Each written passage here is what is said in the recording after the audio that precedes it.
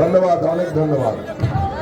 সংগ্রামী সমাবেশ, আপনাদের সবাইকে সালাম, শুভেচ্ছা। আসসালামু আলাইকুম। আমি আপনাদের কাছে একটু অনুরোধ করছি, আপনারা অনেক কষ্ট করে বিভিন্ন ইউনিয়ন থেকে, গ্রাম থেকে সমাবেশে এসেছেন, পৌরসভা থেকে এসেছেন। সমাবেশে আমার বক্তব্যের পরেই সমাবেশ শেষ হয়ে যাবে, ফলে আর কিছুটা সময় আপনারা যদি ধৈর্য নিয়ে অপেক্ষা করেন, বসেন, শোনেন, তাহলে আমরা আমাদের কৃতজ্ঞতা আপনাদের পাশে থাকবে। আজকের এই সমাবেশে, মাথাল মার্কার নির্বাচনী সমাবেশে উপস্থিত বিএনপি সিনিয়র নেতৃবৃন্দ, আমাদের এই বাঞ্ছারামপুরের অভিভাবক সাবেক এমপি জনাব এম এ খালেক পিএসসি সাহেব, আজকের এই সভার সভাপতি, বাঞ্ছারামপুর উপজেলার সভাপতি কৃষিবিদ মেহেদী হাসান পলাশ, এই সমাবেশে আমাদের অতিথি ব্রাহ্মণবাড়িয়া জেলা বিএনপির সাধারণ সম্পাদক জনাব সিরাজুল ইসলাম সিরাজ, উপস্থিত আছেন ব্রাহ্মণবাড়িয়া বাঞ্ছারামপুরের দুই বিএনপির জাতীয় নির্বাহী কমিটির সদস্য অ্যাডভোকেট রফিক শিকদার এবং অ্যাডভোকেট জিয়াউদ্দিন আহমেদ সহ এই বাঞ্ছারামপুরের সিনিয়র নেতৃবৃন্দ। আমি সকলের নাম করতে গেলে এখন সময় সংকট দেখা দিবে, আশা করি আপনারা আমাকে ক্ষমা সুন্দর দৃষ্টিতে দেখবেন। সকল নেতৃবৃন্দের প্রতি আমার শ্রদ্ধা, ভালোবাসা। এবং এই সমাবেশে গণসংহতি আন্দোলনের নেতৃবৃন্দরা আছেন, কেন্দ্রীয় নেতৃবৃন্দ, বিভিন্ন বাঞ্ছারামপুরের নেতৃবৃন্দ, নেতা কর্মী, সমর্থকরা আছেন। সবাইকে আমি শুভেচ্ছা এবং ভালোবাসা জানাচ্ছি। বন্ধুগণ, এই যে একটা রক্তস্নাত অভ্যুত্থানের পরে আমরা আবার বাংলাদেশকে নতুন করে গড়ে তোলার সুযোগ পেয়েছি।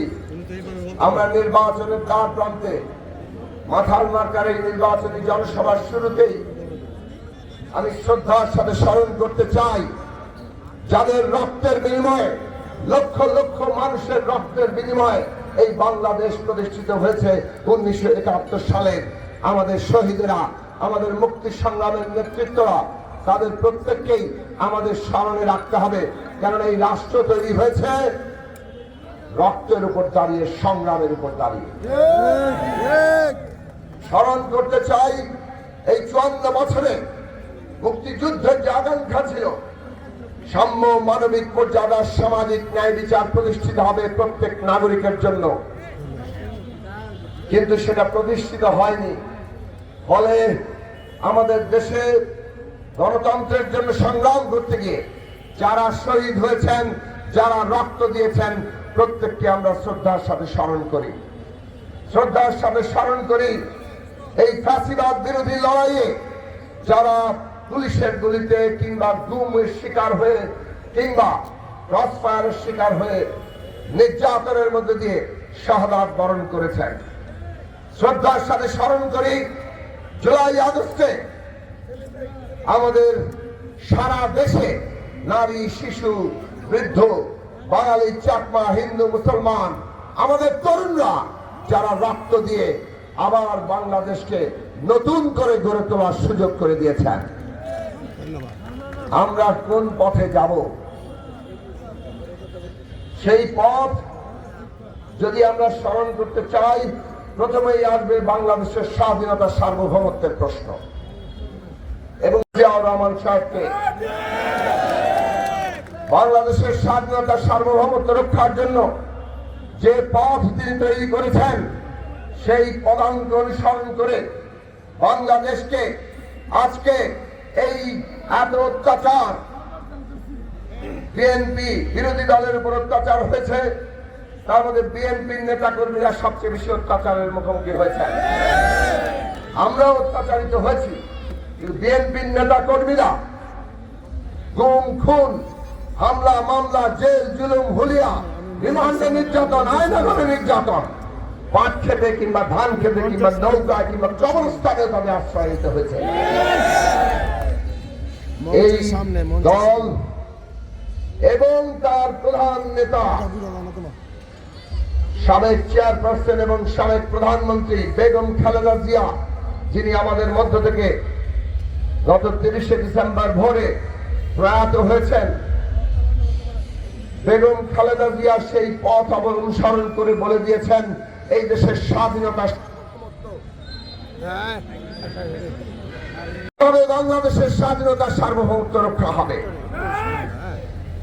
আমাদের স্বাধীনতা সার্বভৌমত্বকে একটা বড় হুমকির মধ্যে ফেলেছিল ফ্যাসিস্টরা, কারণ তারা জনগণকে বিভক্ত করে ফেলেছিল। বিভক্ত করেই তারা এই দেশকে বিদেশি কর্তৃত্বের মধ্যে নিয়ে গিয়ে নিজেদের গদি রক্ষা করতে চেয়েছিল। আর তার বিপরীতে 5ই আগস্টের অভ্যুত্থানের 2 দিনের মাথায় বেগম খালেদা জিয়া তিনি স্পষ্ট করে বললেন, বিভক্তি কিংবা প্রতিশোধ প্রতিহিংসার রাজনীতি নয়, দেশবাসীকে ঐক্যবদ্ধ করে দেশকে এগিয়ে নিয়ে যেতে হবে। যেই দেশের জনগোষ্ঠী ঐক্যবদ্ধ থাকে না, সেই দেশের স্বাধীনতার সার্বভৌমত্ব সবসময় হুমকির মধ্যে থাকে। তাকিয়ে দেখুন পৃথিবীর বিভিন্ন দেশের ইতিহাসে কি ঘটছে, আমাদের সময় কি ঘটছে। কাজেই আমাদের এই নেতৃত্বকে স্মরণে রাখতে হবে। আমি শ্রদ্ধার সাথে স্মরণ করি এই দেশের মুক্তি সংগ্রামে খেটে খাওয়া মানুষের মুক্তির জন্য যিনি আজীবন লড়াই করেছেন। কারণ যদি এই দেশে মানুষের মধ্যে বিশেষভাবে খেটে খাওয়া মানুষের ন্যায্য হিস্সা না থাকে, তাহলে দেশে শান্তি আসে না। এই কথা যিনি বলেছেন মুসলিম জননেতা মৌলানা আব্দুল হামিদ খান ভাসানী, তাকে শ্রদ্ধার সাথে আমাদের স্মরণ করতে হবে। কেননা আমাদের দেশে এখনো আমাদের দেশের কোটি কোটি কৃষক শ্রমিক জনতা তার মুক্তির লড়াই করছে, এবং সেই মুক্তির লড়াই যতদিন না শেষ হবে ততদিন পর্যন্ত আমরা দেশের মানুষকে ঐক্যবদ্ধ করে একটা শান্তির কায়েম করার জায়গায় পৌঁছতে পারবো না।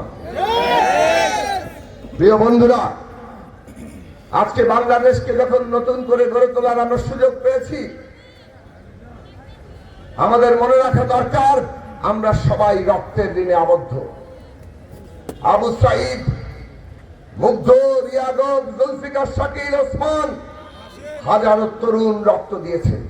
এই বাঞ্ছারামপুরেও ফ্যাসিবাদ বিরোধী লড়াই করতে গিয়ে জাতীয়তাবাদী ছাত্র দলের সোনারামপুরের সহসভাপতি নয়ন মিয়া পুলিশের গুলিতে শাহাদাত বরণ করেন। জুলাই আগস্টে আশিক তুহিন, ইসমাইল ইমরান তারা রক্ত দিয়ে বাঞ্ছারামকে গৌরবান্বিত করে গেছে। কাজেই সারা দেশবাসী আমরা যেমন রক্তের ঋণে আবদ্ধ, আমরা বাঞ্ছারামপুরবাসীও রক্তের ঋণে আবদ্ধ। এই ঋণ যদি আমরা কিছুটা হলেও শোধ করতে চাই, তাহলে আগামী দিনে বাংলাদেশে ন্যায় বিচার কায়েম করতে হবে, বৈষম্যহীন সমাজ তৈরি করতে হবে, একটা গণতান্ত্রিক বাংলাদেশ তৈরি করতে হবে, যার মধ্য দিয়ে আমরা স্বাধীনতার সার্বভৌমত্ব রক্ষা করব। আমরা কি প্রস্তুত? আমাদের দেশকে তার জন্য প্রস্তুত করতে হবে। রাজনৈতিক পার্থক্য থাকবে, রাজনৈতিক মতভেদ থাকবে, গণতন্ত্রের মধ্যে রাজনৈতিক প্রতিদ্বন্দ্বিতাও থাকবে, কিন্তু এমন একটা গণতান্ত্রিক ব্যবস্থা দরকার যেখানে সবাই নিজেকে অংশীদার মনে করবে, দলমত নির্বিশেষে পারস্পরিক সহাবস্থান করতে পারবে। এইরকম ব্যবস্থা ছাড়া জনগণ বিভক্ত হয়ে পড়ে, আর বিভক্ত জনগণই একটা দেশের অস্তিত্বকে হুমকির মধ্যে ফেলে। কাজে এইটা আমাদের মনে রাখা দরকার। আমরা নির্বাচন করতে যাচ্ছি 12ই ফেব্রুয়ারি। একটা যুগপথ জোট আমরা দীর্ঘদিন ফ্যাসিবাদের বিরুদ্ধে গড়ে তুলেছিলাম। বিএনপির নেতৃত্বে গণসংহতি আন্দোলন সহ গণতন্ত্র মঞ্চ, গণ অধিকার পরিষদ, অনেকগুলো দল, 39টি দল আমরা এখানে লড়াই করেছি। এই লড়াইয়ে আমরা 31 দফা কর্মসূচি প্রণয়ন করেছিলাম। সেই 31 দফা ছিল রাষ্ট্র ব্যবস্থা মেরামত সংস্কারের কর্মসূচি, রূপান্তরের কর্মসূচি। তার ভিত্তিতে আমরা বলেছিলাম সরকার ও শাসন ব্যবস্থা বদলাতে হবে। সরকারের পতন ঘটেছে, শাসন ব্যবস্থা এখনো পুরোপুরি বদলায় নাই। কাজেই আগামী 12 তারিখ দুটো ভোট আপনাদের দিতে হবে, একটা হচ্ছে গণভোট, আরেকটা হচ্ছে জাতীয় সংসদের সদস্য নির্বাচনের ভোট। যদি শাসন ব্যবস্থা বদলাতে চান, আগামী 12 তারিখ গণভোটে হ্যাঁ ভোট দিয়ে শহীদের রক্তস্নাত জুলাই জাতীয় সনদকে অনুমোদন করবেন।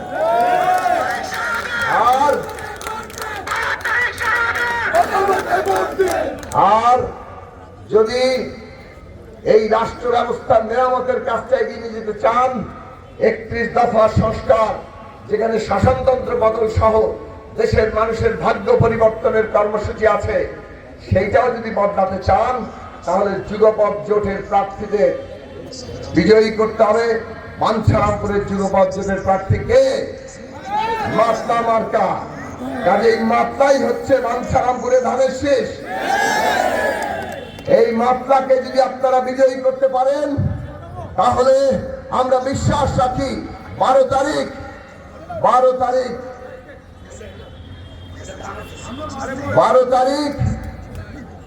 বাঞ্ছারামপুরে যদি মাতলা মার্কা বিজয়ী হয়, আমরা বিশ্বাস রাখি 12 তারিখ বিএনপির নেতৃত্বে মানুষের ম্যান্ডেট নিয়ে যুগপথ জোট সরকার গঠন করবে ইনশাআল্লাহ। কাজেই বাংলাদেশ পুনর্গঠনের যে সুযোগ এসছে, আমাদের বাঞ্ছারামপুরের জন্য একটা সুযোগ এসছে।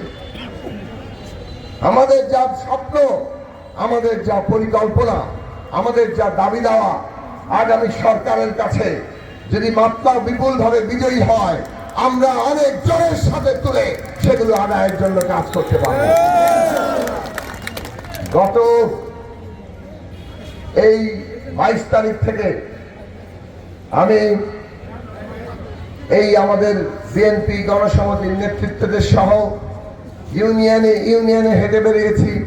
প্রায় প্রত্যেকটি গ্রামে আমরা গিয়েছি, সভা করেছি, মানুষের সাথে কথা বলেছি।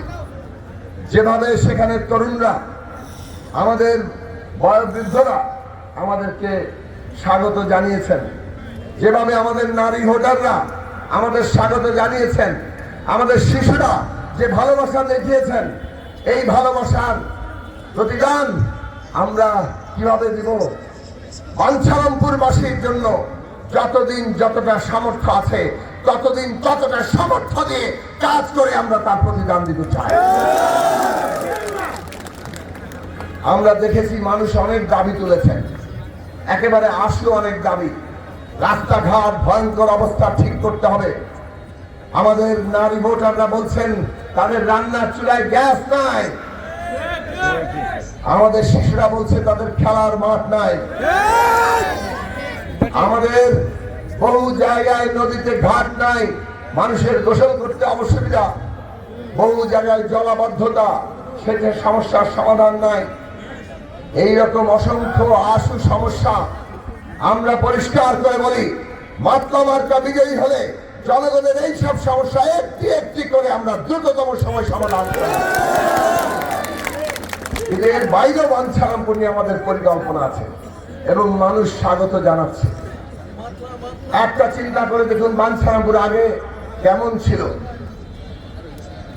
যাতায়াত ব্যবস্থা কেমন ছিল। এখানে সিনিয়ররা আছেন, সবাই জানেন নির্বাচন করাও কত কঠিন ছিল। আজকে হয়তো সেই অবস্থা নেই, কিন্তু বাঞ্ছারামপুর এখন আরেকটা নতুন পর্যায়ে যাওয়ার অবস্থায় আছে। যদি মেঘনার ব্রিজ তৈরি হয়, তাহলে বাংলাদেশের সামনে বাঞ্ছারামপুর একেবারে নতুন ভাবে উপস্থিত হবে এবং আমরা পুরো মেঘনার পার ধরে বেড়িবাঁধ এবং রাস্তা তৈরি করে আমরা এই অঞ্চলকে একটা ব্যবসা বাণিজ্য, শিল্প, কলকারখানার বিনিয়োগের একটা জায়গা হিসেবে তৈরি করব। ওইখানে পর্যটন হবে, শিল্প অঞ্চল হবে, ক্ষুদ্র কুটির শিল্পের জায়গা হবে, আমাদের সমগ্র কৃষি ক্ষেত্রে নতুন নতুন বিনিয়োগের জায়গা তৈরি হবে। বিনিয়োগ করবে কারা? আমাদেরই মানুষেরা, যারা প্রবাসে থাকেন, আয় করেন, অনেক হয়রানি, অনেক নানা রকম সমস্যার মধ্যেও, কিন্তু তারা আয় করে দেশে পাঠান টাকা। বাঞ্ছারামপুর রেমিটেন্স আয় 1 নম্বর, কিন্তু বিনিয়োগ করার জায়গা নেই। আজকে যদি আমরা বাঞ্ছারামপুরকে একটা বিনিয়োগের ক্ষেত্র হিসেবে তৈরি করতে পারি, আমাদের অনেকেই আমরা যদি এখানে বিনিয়োগের ক্ষেত্র তৈরি করতে পারি, তাহলে আমাদের পার্শ্ববর্তী জেলায় বাঞ্ছারামপুরবাসীরা যেভাবে ব্যবসা বাণিজ্য শিল্প কলকারখানা গড়ে তুলেছেন, তারা বাঞ্ছারামপুরে বসেই ব্যবসা বাণিজ্য শিল্প কলকারখানা গড়ে তুলতে পারবেন। তবে এইটা মনে রাখবেন, ব্রিজ, রাস্তার, শিল্প কলকারখানা হলেই কিন্তু দেশের সব সমস্যার সমাধান হয় না। একটা মানুষের জীবনে উন্নতি কি প্রভাব ফেললো সেটা খুব গুরুত্বপূর্ণ। সেই জন্য আমরা বলি, আমাদের খেটে খাওয়া মানুষ, কৃষক, শ্রমিক, আমাদের সব ধরনের মানুষ যারা সম্পদ তৈরি করেন, তাদের ন্যায্য হিস্সা আমাদের প্রতিষ্ঠা করতে হবে। যারা বয়স্ক মানুষ আছেন, যারা এখন আর স্বাবলম্বী নন, তাদের প্রত্যেককে সরকার এবং রাষ্ট্রের সামাজিক সুরক্ষা খাতের মধ্যে নিয়ে আসতে হবে। তাদেরকে সামাজিক সুরক্ষার ভাতার আওতায় আনতে হবে। ইতিমধ্যেই আমরা 31 দফা এই কর্মসূচি ঘোষণা করেছিলাম। বিএনপি চেয়ারম্যান জনাব তারেক রহমান, আপনারা জানেন, সেই সামাজিক সুরক্ষা খাতকে কৃষি কার্ড, ফ্যামিলি কার্ড, ইমাম সাহেব এবং অন্য ধর্মের পুরোহিতদের জন্য বিশেষ ভাতা, 10,000 টাকা পর্যন্ত কৃষি মৌকুব সুদ সহ অনেকগুলো নতুন প্রস্তাব নিয়ে এসেছেন।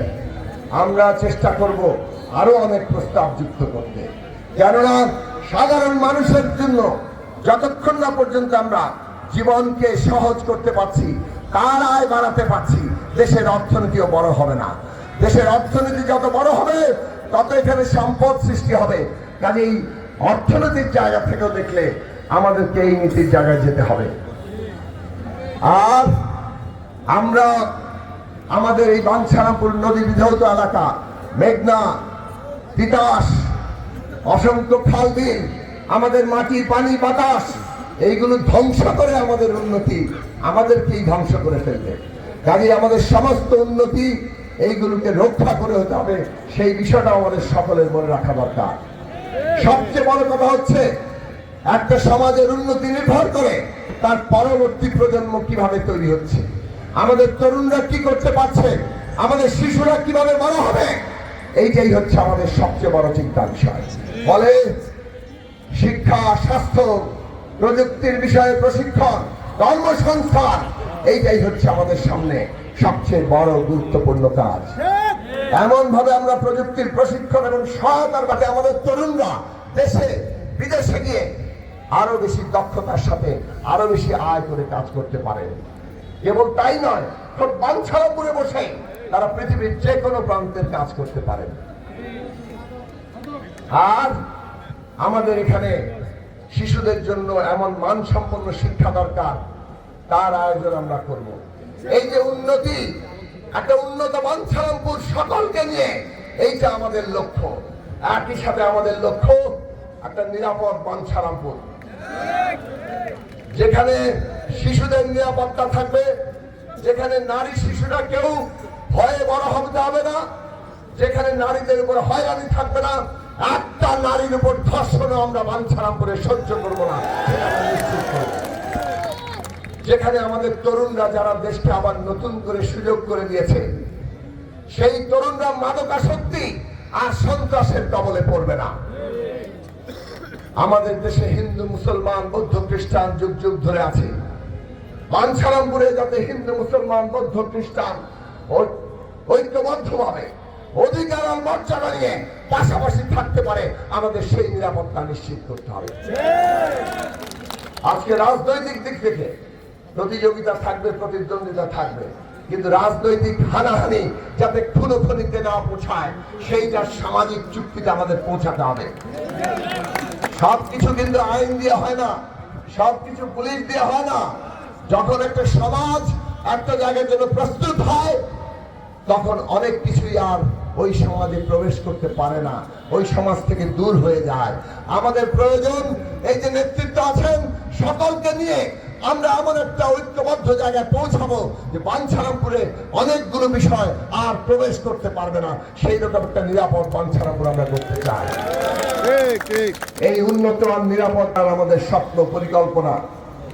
যদি মাতলা মার্কা বিজয়ী হয় আর যুগপৎ জোট সরকার গঠিত হয়, এগিয়ে যাবে না? তাহলে আপনাদের এখন কাজ কি? মাত্রাকে বিজয়ী করা, বিপুল ভোটে বিজয়ী করা।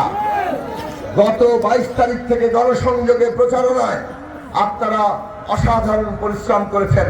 এত অল্প সময়ের মধ্যে মাত্রা নতুন একটি মার্কা, তাকে সারা বাঞ্ছারামপুরে পরিচিত করে তুলেছেন, ঘরে ঘরে নিয়ে গেছেন। আর 2-3টা দিন আছে। আপনাদের কাছে অনুরোধ, আরেকটু জোর কদম, ডাবল মার্চ, প্রতিটি ঘরে ঘরে যান। যে ঘরে এখনো মাত্রার দাওয়াত পৌঁছায় নাই সেখানে পৌঁছে দেন এবং সবাইকে ঐক্যবদ্ধ করে 12 তারিখ ভোট থেকে আমরা যাতে এই মাত্রা মার্কার জন্য পুরো বাঞ্ছারামপুরবাসীকে উৎসাহিত করে ভোট কেন্দ্রে নিয়ে আসতে পারি তার ব্যবস্থা করেন। মনে রাখবেন, ভোট খুব গুরুত্বপূর্ণ গণতন্ত্রের জন্য। 54 বছর ধরে আমরা ভোট নিয়ে ভাবছি, কাজে আমরা চাই একটা সুষ্ঠু ভোট। ভোট কেন্দ্রে যাতে কেউ বিশৃঙ্খলা করতে না পারে সেই দিকেও নজর রাখবেন।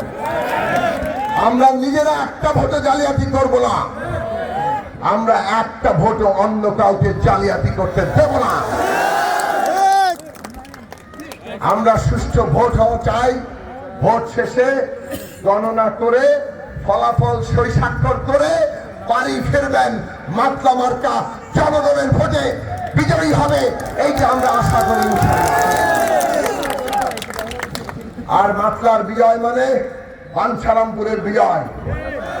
আর বাঞ্ছারামপুরের এই বিজয় ঘটা মানে যে নতুন করে বাংলাদেশ গড়ে তোলার সুযোগ পেয়েছি, সেইটা এগিয়ে যাওয়া। আশা করি আপনারা সবাই সেই লক্ষ্যকে এগিয়ে নিয়ে যাওয়ার জন্য আপনাদের সর্বাত্মক চেষ্টা করবেন। সবার পরিশ্রমের জন্য আবারও আমার কৃতজ্ঞতা ভালোবাসা জানিয়ে মাতলা মার্কাকে বিজয়ী করার আবারও আহ্বান জানিয়ে আমি আমার বক্তব্য শেষ করছি। ধন্যবাদ।